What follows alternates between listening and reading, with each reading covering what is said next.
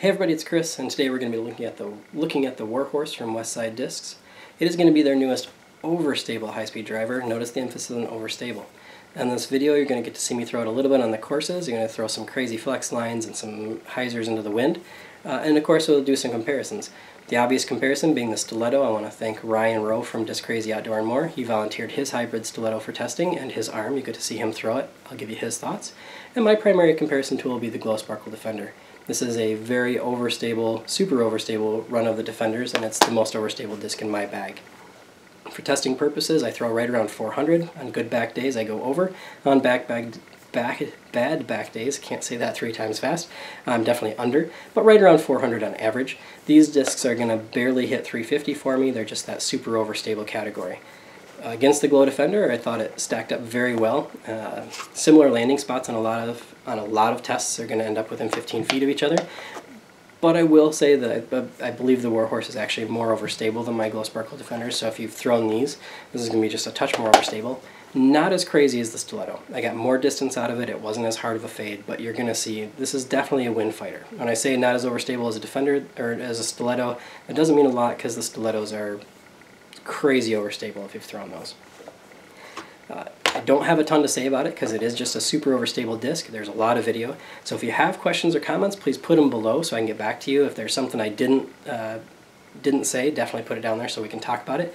Oh, real quick, it is a 2.2 centimeter rim. So for those of you who are worried about those super wide rim drivers, this is going to be a little bit more comfortable in the hand. It's going to be closer, it's going to be in that realm of Enforcer or Boatman from Westside Discs.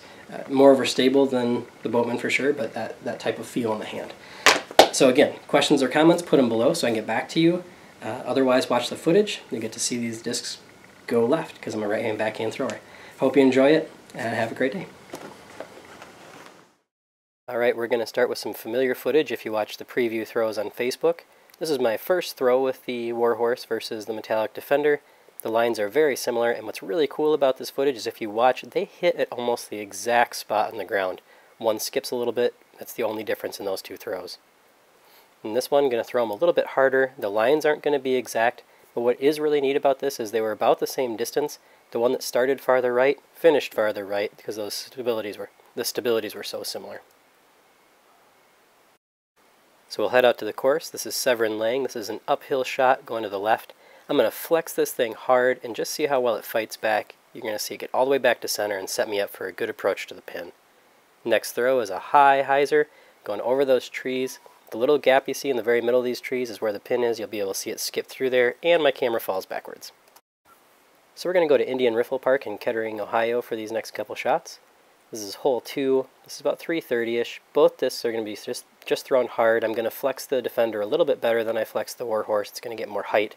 So the Warhorse is going to end up about 30 feet left of the pin. Defender is going to end up about 15 feet left of the pin, but similar distances. Hole 3 at Kettering is just a big hyzer. I'm going to throw it at those 2 trees that are straight out and just let it do it, or both discs just do their thing. Let the stabilities kick in. You're going to see them skip, and actually they both flare up right next to the pin. Both of them are within 10 feet.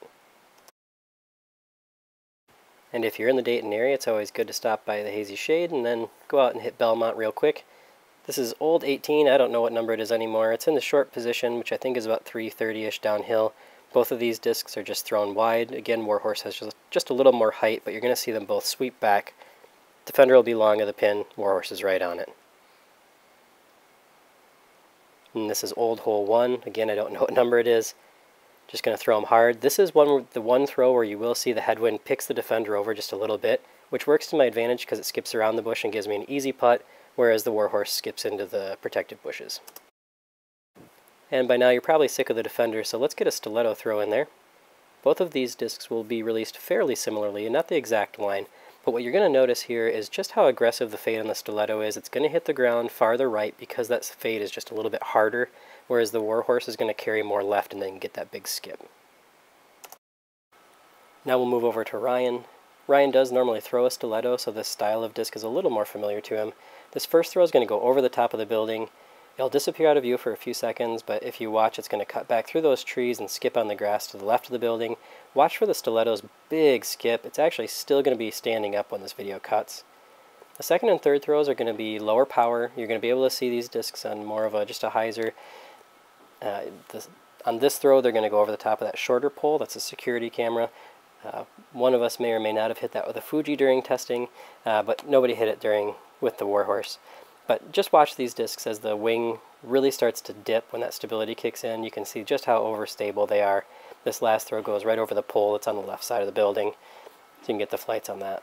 The last throw is going to be crushed. Ryan's going to get them both out over 350. The Warhorse will start more right, but you'll be able to see just how overstable they are. Both of them get out there, they flex just a tiny bit, maybe not flex, that stand up at least, before fading out. Ryan really liked the Warhorse. He thought it was less stable than the Stiletto, but not by much. It was very usable as a wind fighter. So in recap, the Warhorse is a very overstable high-speed driver from Westside Discs, a great needed addition to their high-speed categories to fight those winds. If you found this review helpful or informative, please feel free to like it, share it, give it a thumbs up, or even subscribe to the page. As always, thanks so much for watching.